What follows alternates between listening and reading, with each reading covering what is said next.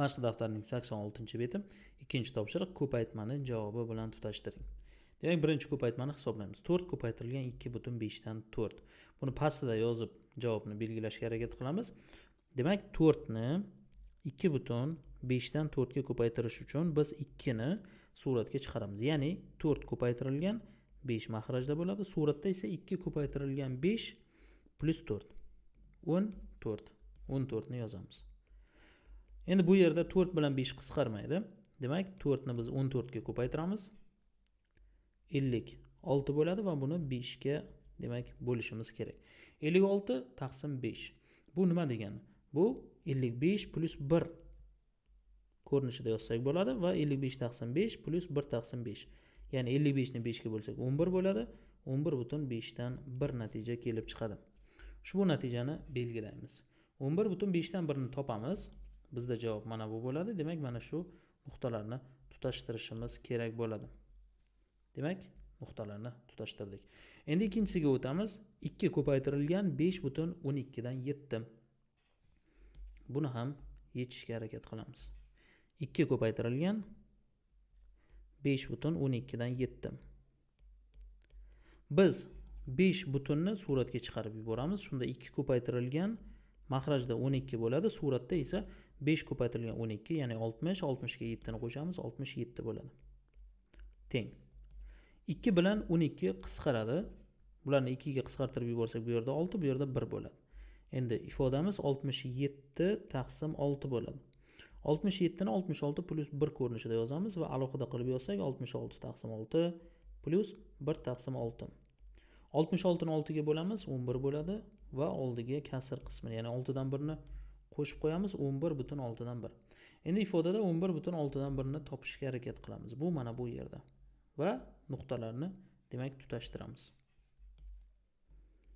Demak, nuqtalar tutashdi. Va uchinchisiga o'tamiz. 1,8 dan 7 ko'paytirilgan 6. 1,8 dan 7 ko'paytirilgan 6. 1 butunni suratga chiqarib yuboramiz. Buning uchun 1 ni 8 ga ko'paytirib 7 ga qo'shamiz. Ya'ni 15 bo'ladi. 15 taqsim 8 ko'paytirilgan 6. 8 va 6 lar bular 2 ga qisqaradi. Va ularni qisqartiramiz. Bu yerda 3, bu yerda esa 4 qoladi. Ifodamiz 15 ko'paytirilgan 3, ya'ni 45 taqsim 4 bo'ladi. 45 sonini biz 42 plus yoki 44 plus 1 ko'rinishida yozamiz. Ya'ni 44 taqsim 4 plus 1 taqsim 4 bo'ladi. 44 ni 4 ga bo'lsak 11 bo'ladi va 4 dan 1. 11,4 dan 1. Endi 11,4 dan 1 ni topamiz. Bu mana bunga teng. Demak, mana bu nuqtalarni tutashtirib qo'yamiz. 11,4 dan 1.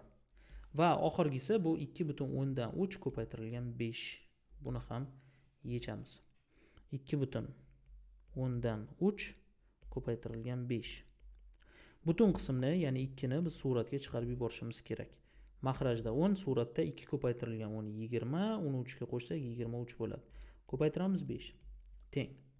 Bizda 10 va 5 lar qisqaradi. 5 ga qisqartirib yuboramiz.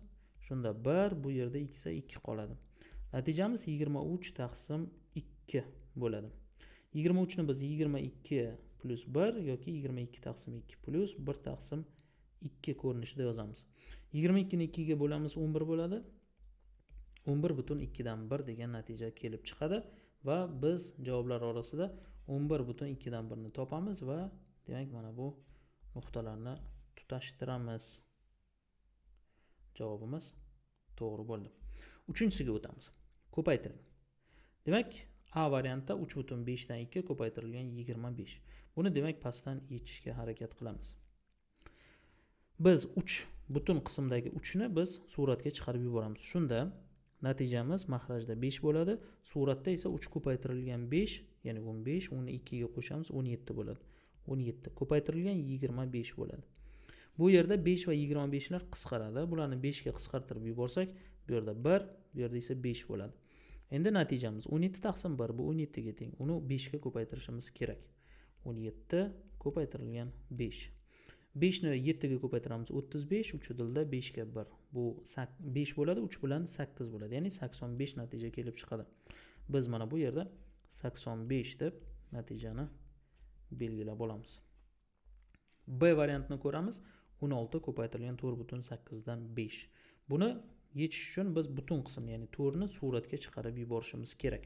Shunda 16 ko'paytirilgan mahrajda 8, suratda esa 4 kira 8 bu 32, 5 ni qo'shsak 37 bo'ladi. Teng. 16 bilan 8 ni 8 ga qisqartirib yuboramiz. Shunda bu yerda 1, bu yerda esa 2 qoladi. Natijamiz 2 ko'paytirilgan 37 taqsim 1, ya'ni 37 bu 2 ni faqatgina 37 ga ko'paytmasi bo'ladi. 14 birdilda 74. Demak, natijamiz 74 kelib chiqadi. Endi C variantini ko'ramiz. Bunda 3,3 dan 2 ko'paytirilgan 27. Buni hisoblash uchun biz 3 ni, ya'ni butun qismni suratga chiqarishimiz kerak va shunda 3 dan suratda 3 kira 3 9, buni 2 ga qo'shadigan bo'lsak 11 bo'ladi. Ko'paytirilgan 27. Bu yerda 3 va 27 lar qisqaradi. Ularni 3 ga qisqartirib yuborsak, bu yerda 1, bu yerda 9 qoladi.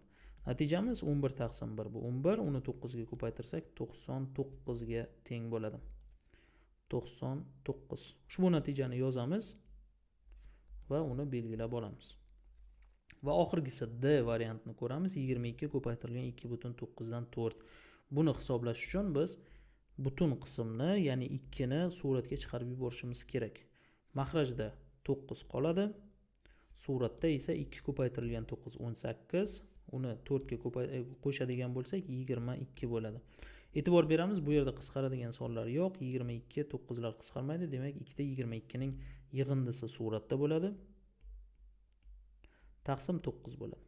Teng. Endi ikkita 22 ni biz alohida hisoblab olamiz, ya'ni ko'paytiramiz. 22 ko'paytirilgan 22. 4 4 4 4. Ularning yig'indisi esa 4 8 4 bo'ladi. Ya'ni 484 taqsim 9 natijani beradi.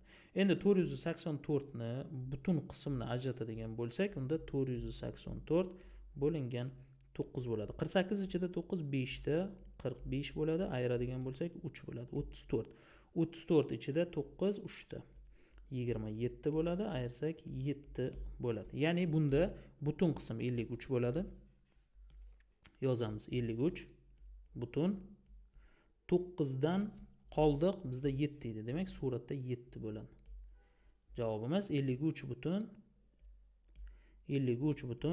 9 dan 7.